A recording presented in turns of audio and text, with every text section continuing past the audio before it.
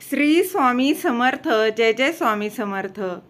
माझ्या स्वामी कृपा चॅनलमध्ये सर्वांना नमस्कार.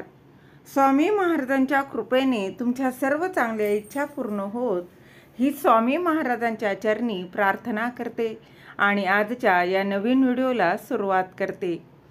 26 एप्रिल 2025 वार शनिवार या दिवशी आहे स्वामी पुण्यतिथी. या निमित्तानं श्री गुरुचरित्र पारायण केलं जातं.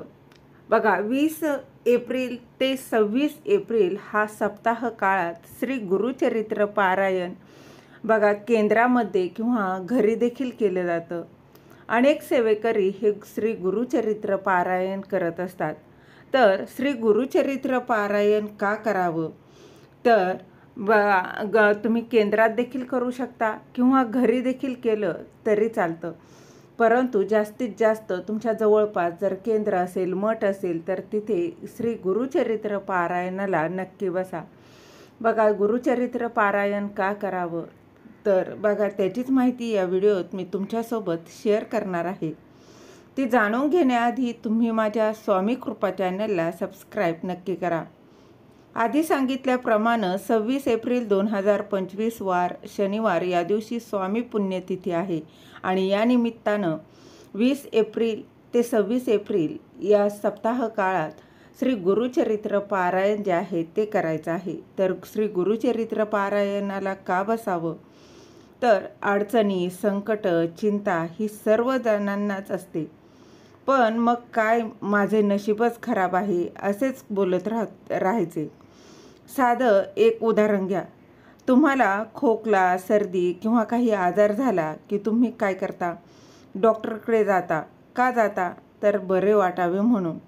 मग ही संकट तुमच्या आयुष्यात जर आलेली आहेत, बघा संकट आहे, चिंता, काळजी जे काही आहे ती संकट दूर करण्यासाठी काहीतरी उपाय तरी केलाच पाहिजे की नाही.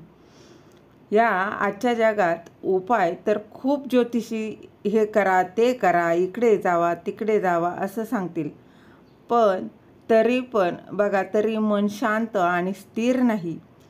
आणि गुरुचरित्र हे एक असे अमृत आहे की तुम्ही कितीही पापं केली, तुम्ही किती जरी दुसऱ्यांबरोबर वाईट वागला असाल तरी चिंता करू नका. फक्त गुरुचरित्र वाचायला सुरुवात करा.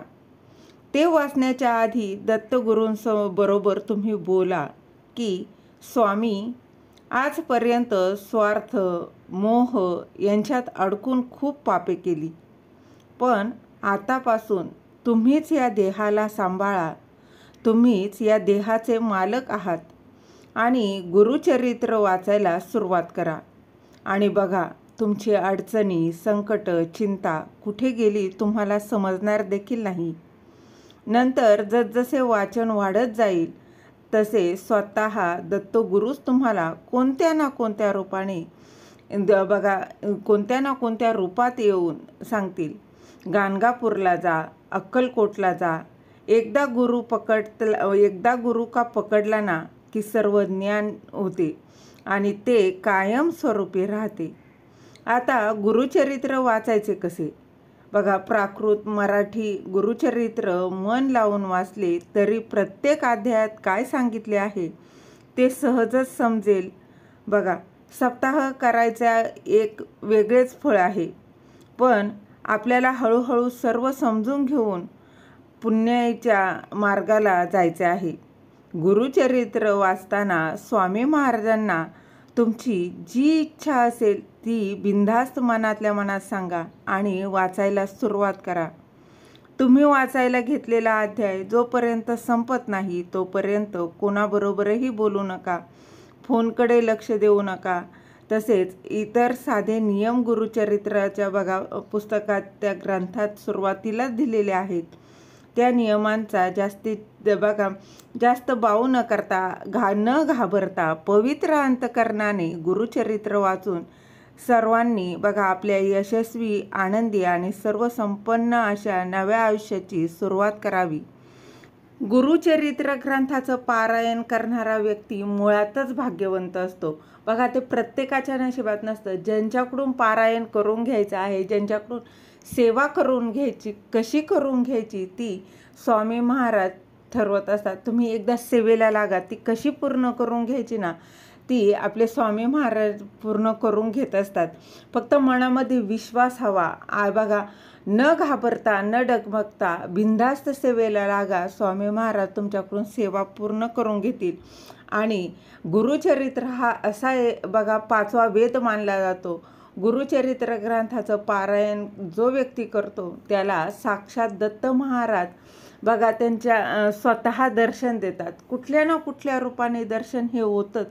त्यांनी इतका हा महान असा ग्रंथ आहे. त्यामुळे बघा तुम्ही आयुष्यात जन्माला आल्यापासून एकदा तरी गुरुचरित्राचं पारायण करावं असं म्हटलं जातं. आणि या बघा पुण्यतिथीनिमित्तानं आपल्याला गुरुचरित्र पारायण करण्याची संधी आलेली आहे. तर तुमच्या जवळपास जर केंद्र असेल, मठ असेल, तर तिथे आवर्जून गुरुचरित्र पारायण करा. कारण घरी आपण एकटं गुरुचरित्राचं पारायण करत असतो, परंतु केंद्रात मठात अनेक व्यक्ती म्हणजे जर 100 व्यक्ती करत असतात तर 100 व्यक्तींचं पुण्य जे आहे ते आपल्या पदरी पडत असतं.